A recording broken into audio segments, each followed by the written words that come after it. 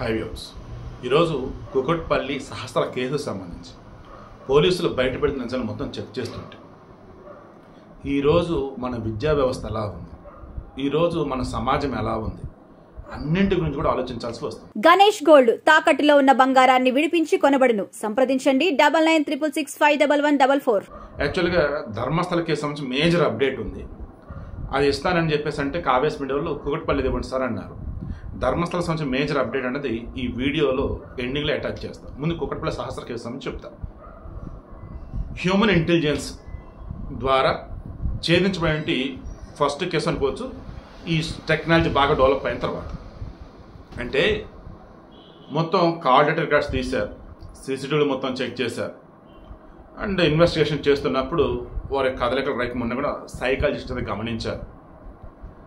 ఎక్కడ కూడా ఎవరూ కూడా కనిపెట్టలేకపోయారు. Dog squad also.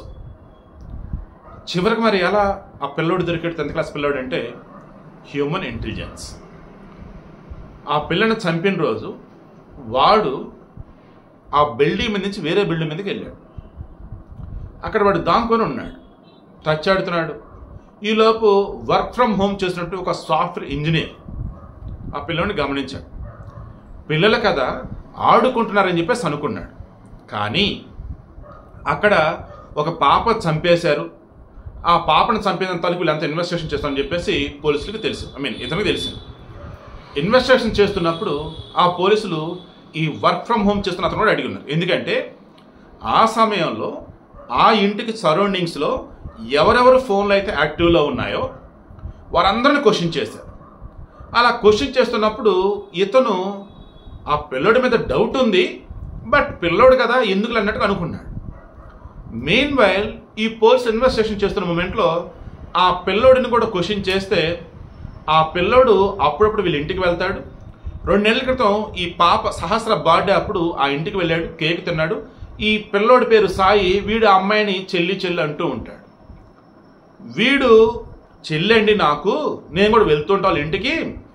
అండ్ నేను విన్నాను, ఎందుకు వీడిల్లు ఆ పక్కనే, నేను విన్నాను ఆ పాప డాడీ డాడీ అరిచిందని చెప్పేసింది ఈ పిల్లోడు. అక్కడ ఈ పిల్లోడి మీద అనుమానం రాల. దెన్ మరి ఎలా ఏంటని అన్నప్పుడు ఎక్కడ కూడా పోలీసులకి లీడేం దొరకటంలో. ఏ కేసులైనా నేను గతంలో చెప్పాను, భర్త చనిపోతే భార్య మీద అనుమానం, భార్య చనిపోతే భర్త మీద అనుమానం. ఒకవేళ వీళ్ళకి ఏదన్నా కానీ తల్లిదండ్రులకి పిల్లలకి ఏదైనా తల్లిదండ్రులు ఫస్ట్ ఫ్యామిలీ నుంచి ఇన్వెస్టిగేషన్ స్టార్ట్ చేస్తారు. ఆ తర్వాత రిమైండింగ్ వేరే వాళ్ళ దాకా వెళ్ళిపోతారు. ఇక్కడ కూడా అలాగే జరిగింది. తల్లిదండ్రుల విషయంలో కూడా చెక్ చేస్తున్నప్పుడు వాళ్ళ నాన్న ఎక్కడున్నాడు ఏంటి, ఆ సమయంలో ఆయన లేడు. ఫస్ట్ వాళ్ళ నాన్న ఇంటి నుంచి బయటకు వచ్చాడు, తర్వాత పిల్లోడు బయటకు వచ్చాడు. ఎవరు వీళ్ళ చనిపోయిన సహస్రాలు తమ్ముడు సాత్విక్.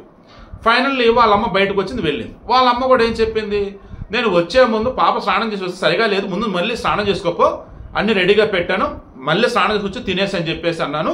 తర్వాత తమ్ముడికి వెళ్ళి బాక్స్ ఇవ్వని అన్నాను. ఇది జరిగింది. స్కూల్ నుంచి కాల్ వచ్చింది, ఇంకా బాక్స్ తెలియదు ఏంటి అని చెప్పేసి అప్పుడు నేను ఫోన్ చేసి అపార్ట్మెంట్ ఉన్న చెప్తే వాళ్ళు వెళ్ళి చూస్తే డోర్ పెట్టుందన్నారు. దెన్ మా ఆయనకి ఫోన్ చేసి చెప్పి మా ఆయన ఇంటికి వెళ్ళి డోర్ తీసి చూస్తే పిల్ల చనిపోయింది, ఇది జరిగింది అన్నారు.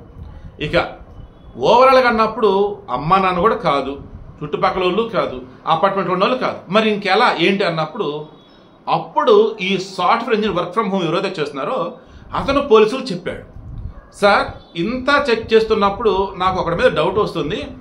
వాడు ఆ ఇన్సిడెంట్ జరిగిన రోజు ఆ పక్క అపార్ట్మెంట్లో నక్కి ఉన్నాడు, దాంకున్నాడు అని చెప్పేసి అన్నాడు. ఇక్కడే అతిపెద్ద దరిద్రం ఏంటంటే సెట్ బ్యాక్ వదలాలి. ఒక ఇల్లు కడుతున్నప్పుడు చుట్టుపక్కల అన్నప్పుడు వేరే ఇంటికి వీరింటికి గ్యాప్ ఉంటుంది, సెట్ బ్యాక్ వదలాలంటారు. సెట్ బ్యాక్ వదలకుండా సిటీలలో ఆనిచి కట్టేస్తున్నారు.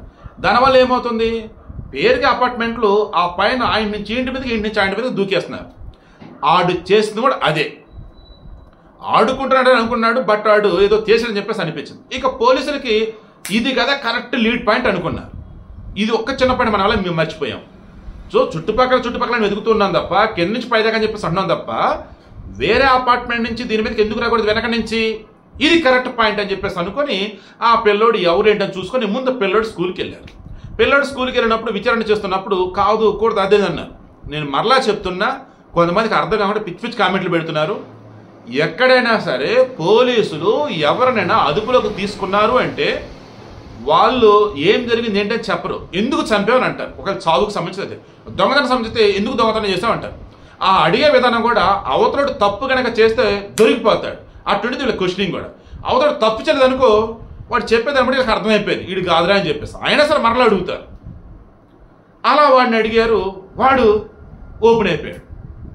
వాడి గురించి చెక్ చేస్తే తెలిసింది వాడు సరిగా స్కూల్కి పోడు, వాడు ఎప్పటికప్పుడు మొత్తం కూడా క్రైమ్ వెబ్ సిరీస్ చూస్తూ ఉంటాడు.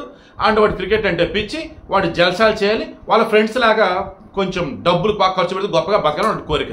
బట్ ఇంట్లో వాడికి అంతగా డబ్బులు ఇవ్వరు. ఇక దాంతో ఈ క్రైమ్ సిరీస్ చూసి చూసి చూసి దెన్ ఆ ఇంటికి వెళ్ళి ఆ డోర్ ఓపెన్ చేసి లోపల ఉన్నటువంటి ఆ ఇంటికి అప్పుడప్పుడు వెళ్తుంటారు కదా, డబ్బులు దాచిపెడితే చూశాడు. ఆ డబ్బాలో డబ్బులు వేస్తుంటారు దేవుడు వెనక పట్టం వెనక. ఆ డబ్బాను పగలగొట్టి డబ్బులు తీసుకోవాలి. ఈలోపు వాడి దగ్గర ఒక కత్తి ఉంది, ఆ కత్తితో గ్యాస్ పైప్ కట్ చేసి గ్యాస్ లీక్ చేసి మొత్తం డోర్ పెట్టి వెళ్ళిపోవాలి. అప్పుడు ఇంట్లో వాళ్ళు రాగానే డోర్ ఓపెన్ చేయగానే గ్యాస్ బ్లాస్ట్ అయిపోయింది. ఇది వాడి ప్లాన్. అంతా అలాగే అనుకున్నాడు. బట్ డబ్బా ఓపెన్ చేస్తున్నప్పుడు డబ్బులు తీసుకునే మూమెంట్లో సహస్రం వచ్చి చూసింది. ఏంటన్నా ఇలా చేస్తాం మామూలుగా చెప్తానంటే, ఇక అప్పుడు ఆమెను కింద పడేసి గొంతు పిసికి ఆ కత్తితో ఆమెను పొడి చేసి ఇక అప్పుడు అక్కడి నుంచి పోయినాడు. ఆ వెళ్ళేటప్పుడు కూడా మరలా వెనకాల దాంకున్నాడు. ఇది ఓవరాల్గా జరిగింది. వీడు అవునా కాదు అన్నప్పుడు మరలా పోలీసులు ఏం చేశారు, వాళ్ళ ఇంట్లో చెక్ చేస్తున్నారు. పిల్లవాడిని ఇక్కడే పెట్టేసి వెళ్ళి చెక్ చేస్తే రక్తపు మరకలు ఉండే బట్టలు, ఆ డబ్బు, ఆ కత్తి, ఆ లెటర్ కూడా పెట్టుకున్నాడు. మరి ఇంత ఇదిగా ఎందుకు పెట్టుకున్నాడంటే నాకు ఇప్పుడు అదే ఆశ్చర్యంగా ఉంది. వెనక ఎవరో ఉన్నారని అనిపిస్తుంది. మరలా చెప్తున్నా, ఒకరికి సంబంధాలు లేకుండా ఎవరు బతుకు వాళ్ళు తినడం బతికేస్తున్నారు. దానివల్ల చుట్టుపక్కల ఏం చదువుతున్నది ఎవరికి తెలియటం లేదు. అండ్ పిల్లలకు సంబంధించి నీతి కథల్లో మోరల్స్లో ఏమిలో ఏ కాడికి దిక్కుమలన చెత్త చెత్త చెత్త చెదారమైనటువంటి వెబ్ సిరీసులు, తర్వాత క్రైమ్ సిరీసులు, తర్వాత సీరియల్స్, ఫ్రెండ్స్ కబుర్లు అవే, పిల్లల ఫోన్లు కూడా అవే, మొత్తం అలాగే ఉంది. ఆంటీ అబ్బాయి రిలేషన్స్, వాయు వరుసల మనిషి చంపటాలు, సావటాలు రిలేషన్స్, అండ్ టీచరు స్టూడెంట్తో, స్టూడెంట్ టీచర్తో, ఓయే రూమ్లో ఇలా చెప్పుకుంటూ పోతే యూట్యూబ్ వీడియోలలో, శాటిలైట్ ఛానల్స్లో ఓవరాల్గా మొత్తం ఎక్కడ చూసినా మొత్తం ఇవే ఉండేసరికి పిల్లల మైండ్లకు మొత్తం ఇవి వెళ్ళిపోతుంది. దాంతో వాళ్ళు ఏం చేయలేంటి అన్నప్పుడు వాళ్ళకి ఏది నచ్చితే అది చేసుకుంటా పోతారు. దానివల్ల ఇది ఇంత ఘోరం జరిగింది. సో ఇది ఓ రకంగా చంపింది ఆ పిల్లోడు, చనిపోయింది సహస్ర. బట్ ఓవరాల్ దీని మొత్తానికి కారణం మీరు, నేను, మనం, ఈ సమాజం, మన విద్యా వ్యవస్థ. ధర్మస్థల కేసు నేను డే 1 నుంచి నాకు తెలిసి భారతీయ మీడియా చరిత్రలో I'm the one and only person, first వీడియోలోనే అంతా కూడా శవాలు కుప్పలు కుప్పలు వందల కొద్ది శవాలు అంటున్నప్పుడు నేను ఒక్కడినే వందల కొద్ది శవాలు అనేది అబద్ధం, అక్కడ ఉండవు. ఒకవేళ ఉంటే ఒకటో రెండో ఉంటే ఖచ్చితంగా దాని వెనక ఎవరు మొత్తం బయట పెట్టాలి. ఈ పారిశుద్ధ్య కార్మికుడు ఇంకా ఏదో ఒక భయంకరమైన నిజాన్ని చెప్పడానికి ట్రై చేస్తున్నాడు. దానికోసం సిట్ ఎఫర్ట్స్ పెట్టాలని చెప్పేసి నేను అన్నా. ఫైనల్ ఈరోజు ఏం తేలింది, అతనిని వేరే వెనకాల వాళ్ళు ఉండి ఈ ధర్మస్థల క్షేత్రం మీద విష ప్రచారం చేయడం కోసం వాడేశారు. మొత్తం ఇప్పుడు అతను అరెస్ట్ చేశారు, లోపలేశారు. అతని వెనక ఎవరైనా రేటు మొత్తం బయటపడారు. కామెంట్ సుజాత భట్, అనన్య భట్ నా కూతురు తప్పిందంది. ఆమె విషయాలు అందరూ నమ్మేశాం. ఎందుకు ఆమె ఏడుపులు పెడబులు అరకండి. చివరి క్రాస్ చెక్ చేస్తే అసలు ఆమెకి పెళ్ళే కాలేదు, పిల్లలే లేరు. ఇప్పుడు ఓవరాల్గా చెక్ చేసినప్పుడు ఎస్ నా పెళ్లి కాల, పిల్లలు లేరు. వాళ్ళు ధర్మస్థల దేవాలయం వాళ్ళు మా తాత మా నాయన భూములు మొత్తం ఆక్యుపై చేశారు, అదేమంటే మాకు ఇవ్వలేదు, వాళ్ళ మీద కోపంతో ఇదంతా చేశాను చెప్పేసి అంది. మరి ఆ ఫోటో ఎవరిది ఏంటంటే రంగప్రసాద్ అని చెప్పేసి ఒక ఆయనతో ఏముంది బెంగళూరులో, ఆ యొక్క కోడలు వసంతి. ఇది ఓవరాల్గా. సో దయచేసి ఎప్పుడైనా గుర్తుంచుకోండి, నేను ఇప్పుడనే కాదు ఎప్పుడు కూడా ఒక కేసు విషయం ఇన్వెస్టిగేషన్ చేస్తున్నప్పుడు ముందు వెనక మొత్తం చెప్తాను తప్ప వీళ్ళే చెప్పను. అప్పటికి నేను 90%, 10% కూడా చెప్తూ ఉంటాను. పాస్టర్ ప్రవీణ్ విషయంలో కూడా అది యాజెంట్ నాకు అనిపిస్తుంది అని చెప్పేసి 80% అన్నా, డే బై డే గడిచే కొద్దీ 90-10 అన్నా, ఫైనల్ 99 అన్నా, పోలీసులకి పోస్ట్ మార్టం మొత్తం బయట పెట్టాక 100 అని చెప్పేసి ఆ రోజు చెప్పాను.